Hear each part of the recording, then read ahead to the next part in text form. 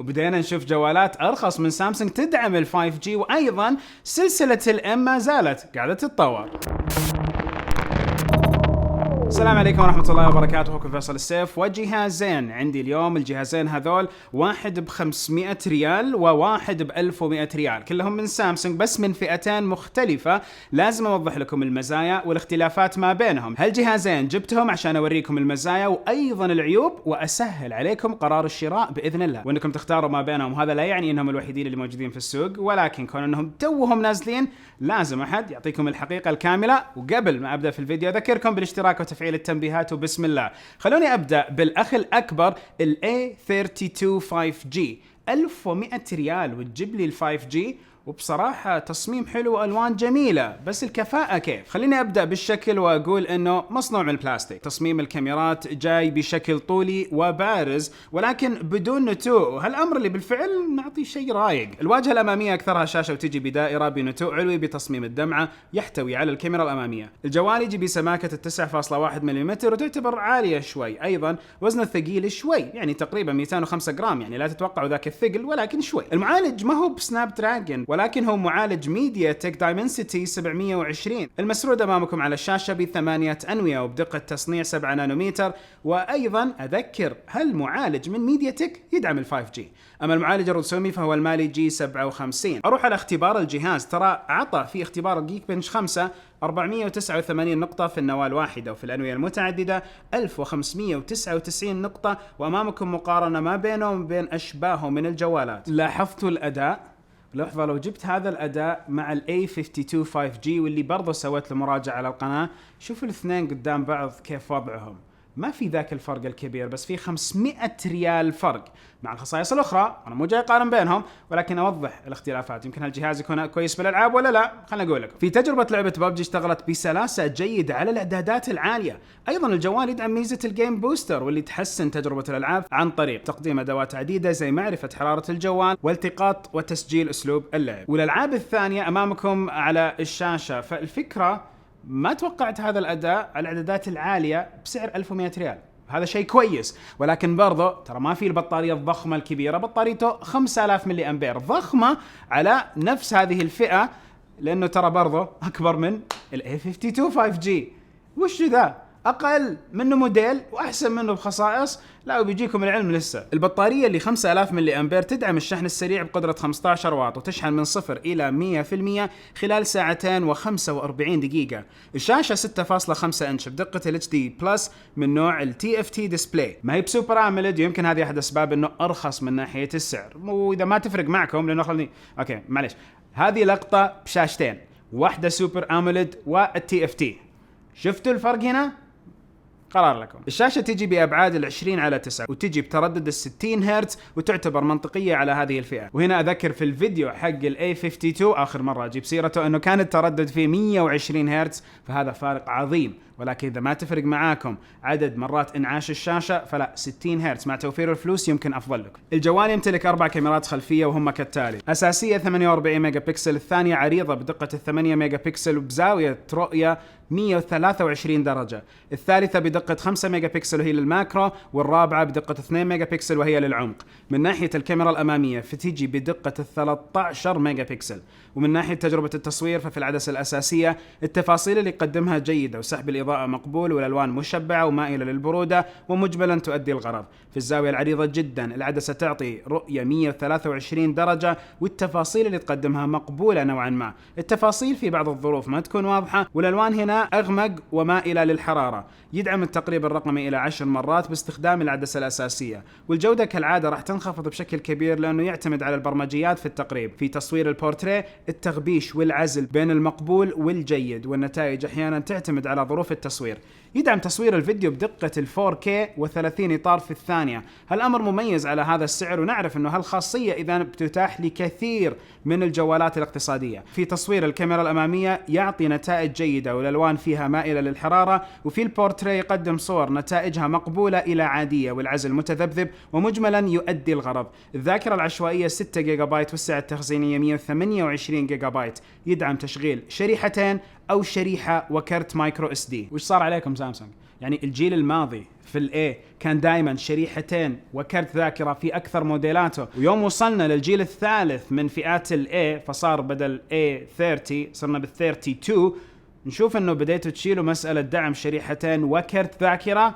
مو حلو الموضوع ذا. النظام التشغيلي هو الاندرويد 11 بواجهة الون يو اي 3.1 الغنية عن التعريف، هذه من سامسونج. زي ما قلت لكم سابقا سويت فيديو تفصيلي عنها وموجود هذا الفيديو في وصف هذه الحلقة. ايضا الواجهة تدعم متجر جوجل بلاي وخدمات جوجل بالكامل. الجوال يدعم البلوتوث 5 والواي فاي بالتردد الثنائي ايضا، ويدعم خدمات الدفع اللي تستخدم تقنية NFC. الجالكسي A32 يمتلك مستشعر للبصمة مدمج في زر القفل ويقدم استجابة وسلاسة عالية. ايضا يدعم فتح القفل باستخدام الوجه ولكن صورة وليس من خلال مستشعرات 3D، وكالعادة أذكر أنه ما أنصح بهالتقنية إلا إذا كانت مستشعرات، فهنا ما أنصح فيها. محتويات الصندوق غلاف شفاف، شاحن سريع وكيبل للشحن، وتعتمد محتويات الصندوق على نفس الدولة. من ناحية السعر تقريبا 1099 ريال وقت ما سويت هذا الفيديو، والعملات الأخرى أمامكم على الشاشة. الشيء اللي تمنيته أكثر في هذا الجوال يكون شرايح أكثر بالدعم مع كرت الذاكرة الخارجي، فشريحتين وكرت ذاكرة يكون مرة شيء كويس. ولكم إنه تحطوا في بالكم في جهاز نزلت فيه لينوفو اللي هو اللينوفو A8 مرة اقتصادي في السعر، يدعم 3 شرايح وكرت ذاكرة، فالموضوع يحزن انه عملاق زي سامسونج ما قاعد يحط هالخدمة على الجوالات الاقتصادية. الامر الثاني من ناحية الشاشة ما هي بذاك الشيء الخرافي ولكن تؤدي الغرض، فكان يقدروا يسووا فيها اهتمام اكبر رغم انه كونها TFT.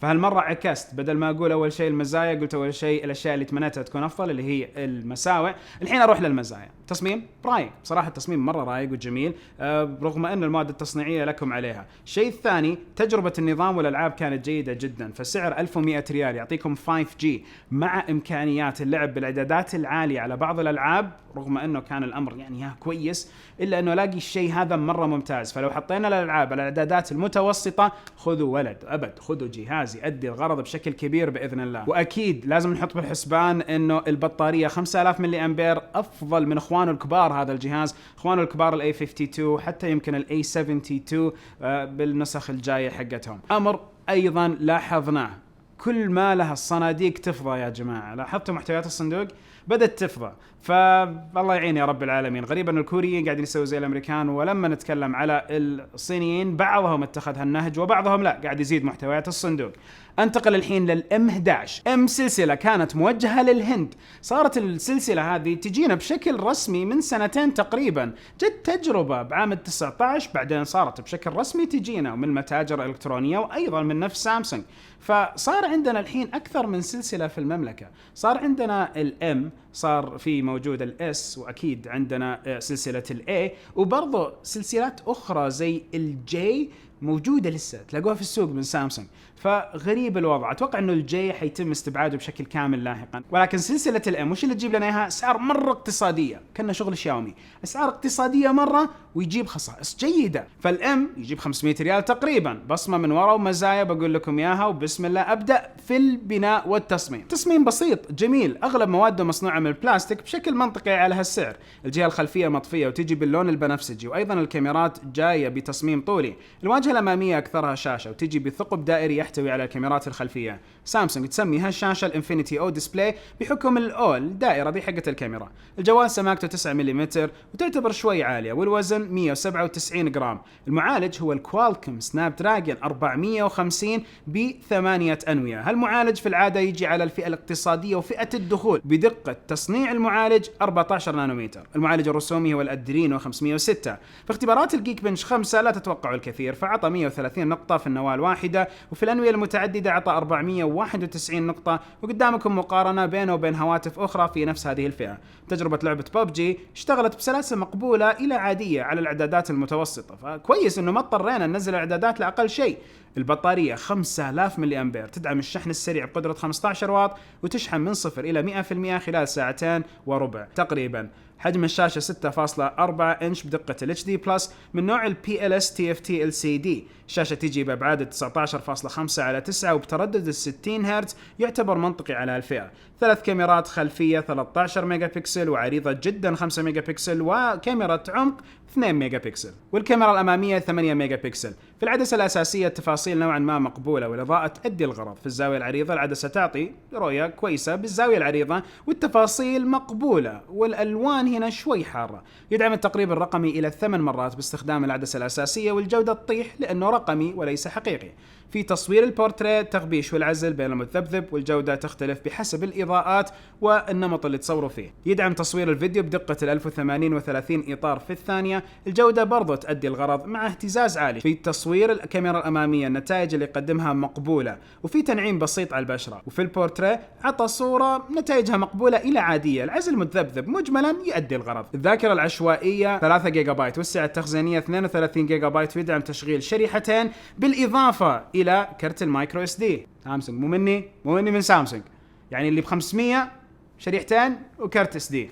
شو اسوي انا؟ شو اسوي في وضعي؟ نظام التشغيلي هو الاندرويد 10 بواجهة ال1 يو اي 2.0 الغنية عن التعريف لانه ما زالت ال1 يو اي من اصداراتها الثانية جيدة جدا. الجوال يدعم بلوتوث 4.2، للاسف ما يدعم تقنية NFC، واللي اكد هنا انه ما حيساعدكم هالجوال في الشراء بالبرامج اللي تستخدم هالتقنية. الM11 يمتلك مستشعر للبصمة في الجهة الخلفية يقدم استجابة جيدة يمديكم تعتمدوا عليها، وبرضه يفتح الجوال باستخدام صورة للوجه، لا تعتمدوا عليها، الامر مو كويس. محتويات الصندوق شاحن سريع، كيبل شحن، وسماعات 3.5 ملم للأذن وبدون غلاف مع هذه النسخة. وتعتمد محتويات الصندوق على الدولة. ومن ناحية السعر فحوالي 499 ريال وقت ما سويت هالفيديو. باقي العملات أمامكم على الشاشة. الحين أعطيكم المميزات والعيوب، وقبلها أذكر بشكل سريع أنكم تكونوا مشتركين في القناة ومفعلين التنبيهات، لأن يوتيوب تتبع سياسة غريبة في أنه أكثر المشتركين ما يجيهم خبر عن الفيديو إلا إذا مفعلين التنبيهات.